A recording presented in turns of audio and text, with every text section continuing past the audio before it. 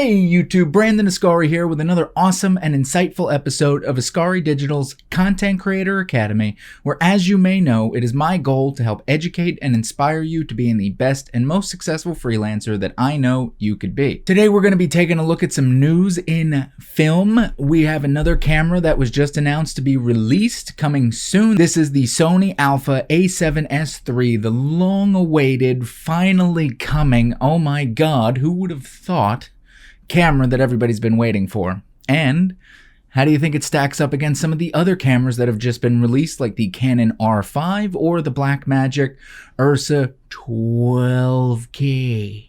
So let's dive right in and start reading some news from the B&H website talking about what some of the specs on this camera are, and let's see if we think it's impressive or if we think it's disappointing. What do you think? Leave a comment down below, let me know. Oh, and before I forget, don't you forget to give us a big thumbs up to this video, because you have to for the YouTube algorithm, so do it. Subscribe to the channel, hit the notification bell if you haven't already, so you know Mondays and Wednesdays when our episodes air. And leave a comment down below with any questions if you haven't already, and don't forget to share the video with all your friends and family around the world. Okay, I'll stop. So, taking a look at the key features, we have a 12 megapixel full frame CMOS sensor. That's a big plus. 12 megapixels means this camera is going to perform like a beast in low light. Usually with full frame you're getting like 18 to 24 megapixels or even more, and basically the way that you determine how well a camera is going to perform in low light is the size of each megapixel. The bigger the megapixel, the more light that comes in, which allows its ISO sensitivity to perform better and have less noise in it. So basically what that means is if you have a full frame sensor that's like this, a micro four thirds, which is much smaller, would be like this, and an iPhone's like so cute and adorable. So imagine a full frame sensor with 12 megapixels. All right, you have 12 of these things going all the way through. Cool. But now if I had a Super 35, which is a little bit smaller, and we still took 12 megapixels, to fit them in there evenly, they would have to be smaller, right? So that's basically the idea here. The bigger that each megapixel is, then the better that it's going to perform in low light. Make sense? Cool. UHD 4K 120p video, 10-bit 422 internal. I give up. Sony, you just, I'm going to turn this off. We're done. There's no reason to continue the show. Come on, Sony. Like, just 4K 120p 10-bit 422 internal. Panasonic's been doing that for a while. I don't know if it was 120p, but it was 10-bit 422 internal. Canon just released 8K RAW up to 30 frames per second, 10-bit 422, 12-bit external. Like, this is really disappointing. That's it? 4K? Blackmagic just put out 12K. All right, it's more expensive, but Canon, for basically the same price with the R5, is giving you 8K RAW internal. You're not even doing RAW here. 16-bit RAW output, HLG, S-Log3 gammas. Okay, so this camera redeemed itself a little bit. If you're willing to output to an external recorder, you can get 16-bit RAW. That's good. 16-bit is amazing because we've been, excited at 10 and 12-bit internal in cameras, or 12-bit external output, stuff like that. So being able to output 16-bit RAW is not bad. That's a good feature. If you could have just given us like 12-bit RAW 4K, that probably would have made people react less like I did there. 759-point fast hybrid autofocus. I'm sure Sony's autofocus is really good. I'm using one right now, and for the most part, I should still be staying in focus, right? Maybe not. I don't know. How's it look? Did it keep me in focus? I don't know. So you'll see. Sony's always been pretty good with autofocus. I think Canon's dual pixel autofocus is a little bit better, but I'm not 100% sure about that. As we know, the ISO performance is going to be amazing. Dual CF Express Type A/SD card slots. I don't really see why you would need CF Express cards for just doing 4K 10-bit 422 because we can do that with SD cards on most other cameras. So I guess it depends on what the megapixel performance is going to be. So optimize video, optimize sensitivity, optimize speed. The Sony Alpha A7s III raises the bar for what a full-frame mirrorless camera is capable of.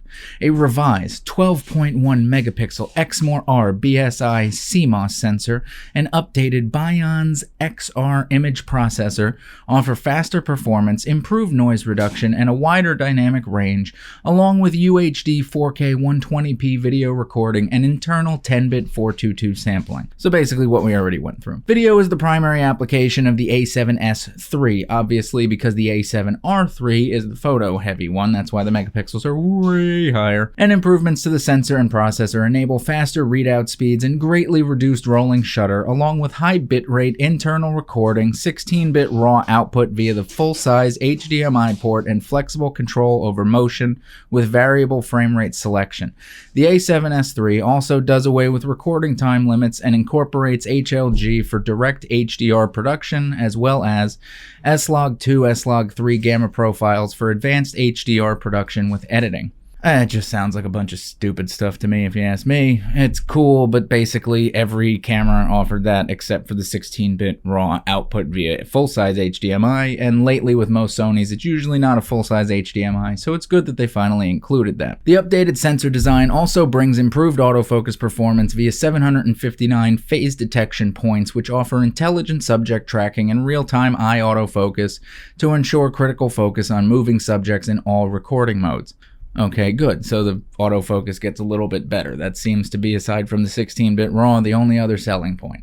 I'm not impressed by the 4K 120p video, 10-bit 422. Recording up to UHD 4K is possible with frame rates up to 120p, using full 1:1 pixel reading without binning. Internal 10-bit 422 sampling is also possible in all recording modes, and if recording externally via the full-size HDMI A port, 16-bit raw output is also possible for even greater tonal reproduction and post-production flexibility. So this camera, if you're really a strong narrative cinematographer and you're looking for the best flexibility in post, the most dynamic range, then you would want to go with the 16-bit raw output. Now, if you're somebody who's trying to run and gun and get a cinematic image, then you're stuck with basically what you would get with every other camera, just with the added option of being able to use 120p, so you could shoot slow motion and get really slow motion in 4K, which is great, but I don't know, it's not like we've been waiting years for this camera. I was expecting to really be like, whoa, flabbergasted, and I'm not. The high-speed 120 FPS recording also enables 4x and 5x slow motion movie recording with the frame rate playback set to either 30p or 24p, or if moving down to full HD resolution, an effective 240 frame rate is available for even greater motion control. 240 frames per second, guys. I mean, okay, 240p, that is some crazy slow motion. So that's cool. Now let's see, the camera's physical design also features an improved heat dissipating structure to promote longer possible recording times, up to an approximate 60-minute recording time at 4K 60. I don't know if Sony's gotten better, because every time I've used a Sony outside in the summer, it overheats very quickly. So I'm curious to see what this new improved heat dissipating structure is, because that's pivotal for anybody who wants to shoot outside with Sonys. Usually you need to use a Canon if you're going to be doing a full day shoot outside. The Sonys just don't hold up unless it's the fall or the spring or something like that. Affording extensive customizable color and gamma controls, the A7s III allows users to adjust the gamma, black level, knee, color level, and more. Also, users can use the same S-Log2 gamma curve that is found on high-end Sony cinema cameras that squeezes up to 1300%. Wow. More dynamic range into the video signal than traditional Rec 709. Oh, compared to Rec 709, of course, it's flat. Here I thought that was impressive. For increased post-production flexibility. HLG hybrid log gamma support is also available along with the BT 2020 color space for recording within a wide color gamut, and in addition to S-Log2, S-Log3 is also available for producing a 15 plus stop dynamic range with increased grading control in the shadow to mid-tone regions of the image. I'm very curious to see what this new color science in the Sonys are, because one of my gripes with Sony since the dawn of time has always been their color science. I've always found that compared to other cameras like a Panasonic, a Canon, a Blackmagic, pretty much any other brand, is that Sony's colors just, I don't know, they always look a little washed out. Even when you grade them, they're just never accurate. So I've heard that it's supposed to be much better with this new color science, but I'm waiting to see that and I'm looking forward to it. All right, so who is this camera for?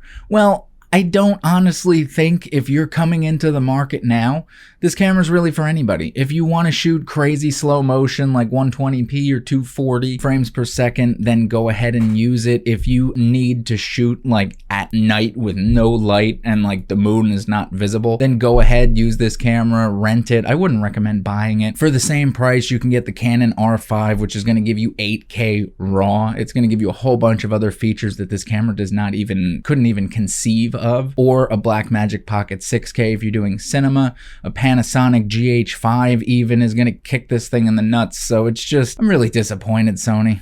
I don't know. What do you think? Leave a comment down below. Let me know what you think about the new Sony A7S III. Is it the camera for you? Do you think you would buy it if you had the opportunity, or are you actually going to purchase it? And if you have, I'd love to know what you think about the camera's performance, especially compared to the A7 III, which has been a really good camera, but still not my favorite in the world. So anyway, don't forget, subscribe to the channel, hit that notification bell, leave a comment down below with any questions, comments, and concerns. Don't forget to punch me in the face with a thumbs up because it helps with the YouTube algorithm. And stay tuned for Wednesday when we start talking about videography versus cinematography. All right, and in the meantime, everybody, my name is Brandon Ascari from Ascari Digital's Content Creator Academy, and I will see you